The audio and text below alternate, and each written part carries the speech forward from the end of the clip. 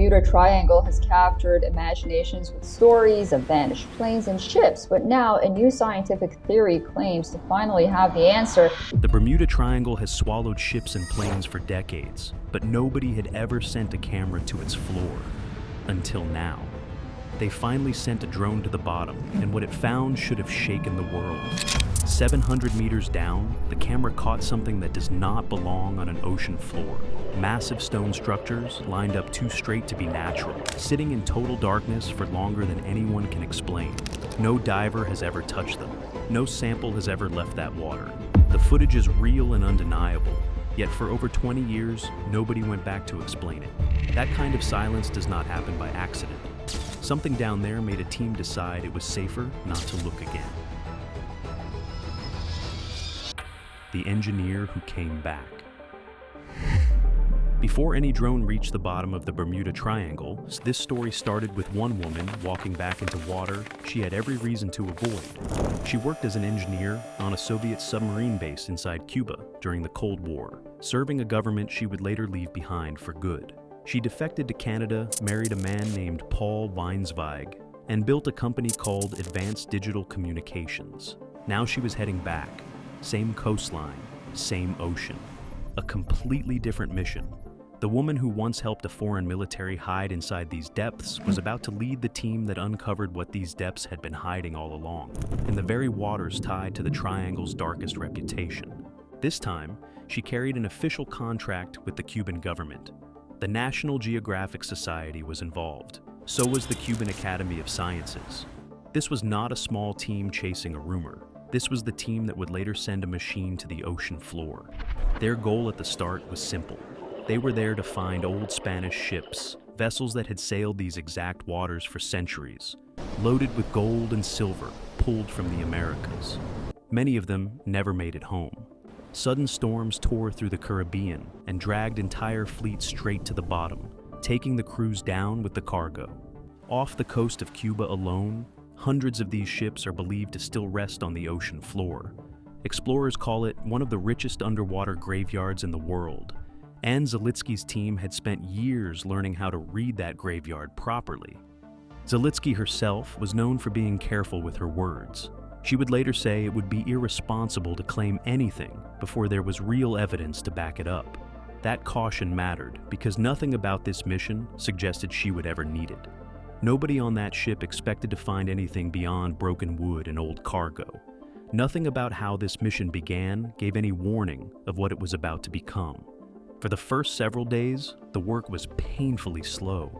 The research vessel dragged a sonar device behind it for hours at a time, crawling back and forth across the same stretch of seafloor while the crew watched screens filled with mud, scattered rock, and an uneven seafloor. The same images most ocean surveys produce, day after day, with nothing to show for it. Patience was the only tool that mattered, and everyone on board understood that most missions like this one end in nothing at all. Then the sonar screen stopped showing anything routine at all. The anomaly on the screen. Nobody down at that depth used a normal camera. Cameras cannot see far enough through the dark and the pressure. Instead, the team depended on something called side-scan sonar. It works by sending sound waves down through the water. When those waves hit something solid, they bounce back, and the machine turns that bounce into an image. Soft ground, like mud, swallows the sound and shows up dark on the screen. Hard ground, like rock, reflects it and shows up bright. The result looks almost like a long, grainy photograph slowly unrolling across the monitor, one strip of seafloor at a time. At first, a few bright spots appeared. Nobody paid attention. Ocean floors are full of bright spots that mean nothing. Then the shapes changed, straight lines, spacing that looked equal, not random, corners close to perfect right angles. Nature does not usually measure things out like that. Then came shadows, and shadows were where everything changed. In sonar, shadows only appear when something stands taller than the ground around it. Flat seafloor casts no shadow. Buried objects cast no shadow. But these shapes had clear, sharp shadows behind them. Something was standing up out of that seabed, solid enough to block the signal completely. The technician assumed error. He changed the angle. Same result. He adjusted the signal strength. Same result. He changed the frequency. same result. By now, other crew members had stopped what they were doing and crowded around his screen, watching over his shoulder, waiting for someone to explain it away. Nobody could. With every failed attempt to dismiss it, the silence on that ship grew heavier. Nobody wanted to say what they were starting to think. By the time the scans stopped, the anomaly stretched across nearly 2 square kilometers of seafloor.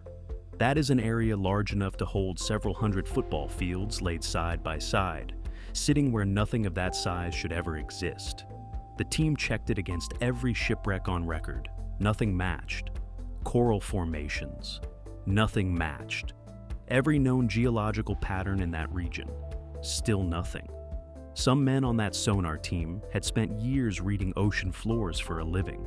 None of them had ever seen anything shaped like this. It had no name, no file, no record anywhere. Reading it on a screen was no longer enough. Someone had to go down and face it directly. Into the dark. The team had run out of road. Sonar alone could not answer this anymore. The only option left was to send the drone itself, straight down into the same waters tied to the Bermuda Triangle, down to 700 meters, where no camera had ever reached before. 700 meters is not a casual depth. Down there, the pressure crushes in at more than 70 times what we feel standing on land. No diver can reach it directly.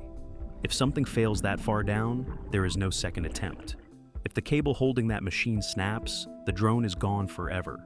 Nobody can swim down and bring it back. No rescue team exists for a machine lost at that depth. Once it goes down, it is on its own. That fear sat quietly in the room, while the crew checked everything one final time. The cable, the power, the lights, the cameras, all of it tested before the machine was finally allowed to drop. Then it began its descent. At first, there was still light in the water. Small fish drifted past the camera. The mood stayed calm, but the deeper the machine sank, the faster the light disappeared, until there was nothing left but the drone's own floodlights, cutting forward into total darkness. Every so often, a faint flicker of blue or green light drifted past the lens, a deep sea creature making its own light in a place that has none. This part of the ocean has not felt real sunlight in thousands of years, maybe longer. Nothing alive down here ever needed eyes built for light. Whatever survives at this depth either makes its own light, or lives without any light at all. Those floodlights may have been the first true light this seafloor had felt in longer than anyone could explain. At 300 meters, the room went dead silent. No one spoke. Every eye locked on the screen. Then the instruments started acting strange. Readings drifted with no clear cause, the same kind of unexplained behavior that has followed the Bermuda Triangle for decades. Ships and planes losing their bearings in waters that are supposed to behave normally and simply do not. No human light had touched this part of the seafloor in over 20 years. The cable kept unwinding. The machine kept sinking. Then, at the very edge of the floodlights, something finally came into view. What the cameras found. At first, it looked like ground, just ground. Then a flat surface appeared on the screen, then a second one, right beside it, then a third. These were not broken or rough, the way underwater rock normally looks. The edges were straight.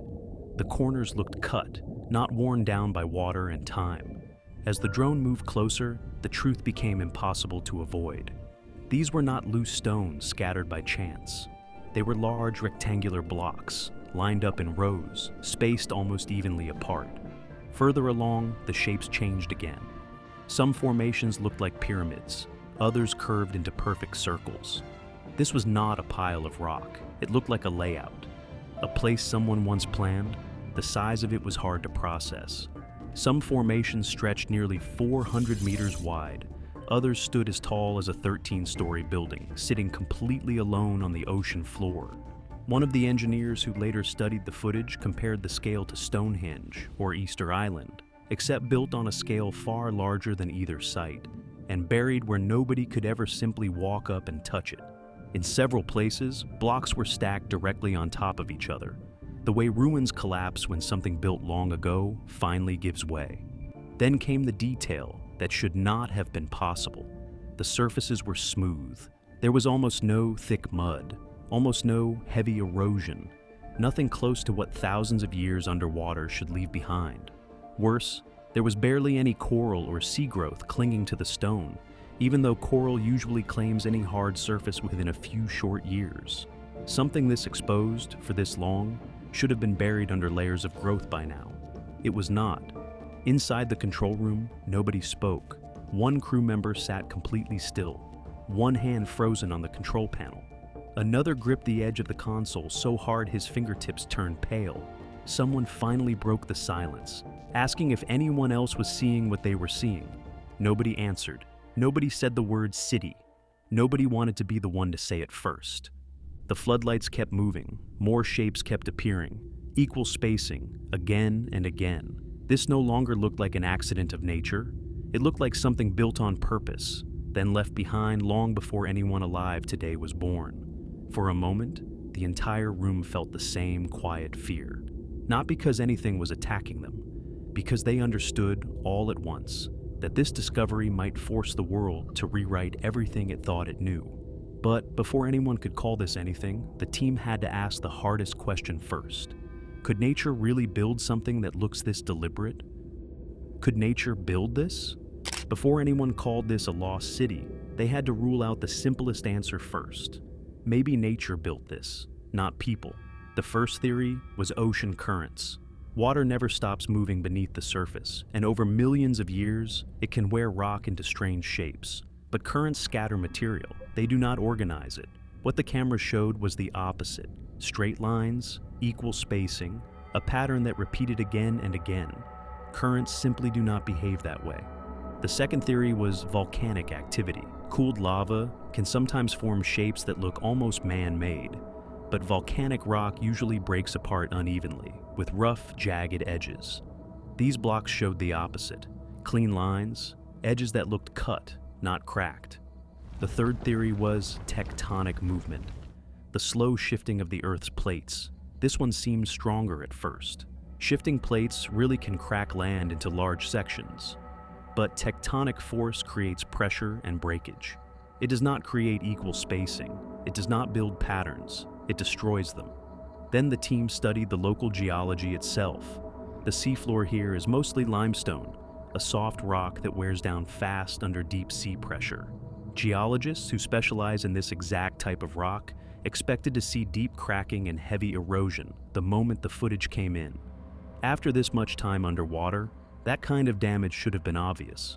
The footage did not match that at all. One by one, every natural explanation collapsed the moment it was tested against the evidence. Eliminating nature should have brought relief. Instead, it brought something heavier. If nature did not build this, then something else did. This was not the first time the world had faced something like this. Off the coast of Japan, near an island called Yonaguni, divers found a massive underwater formation in 1986 with the same impossible precision, the same straight edges, the same unanswered questions.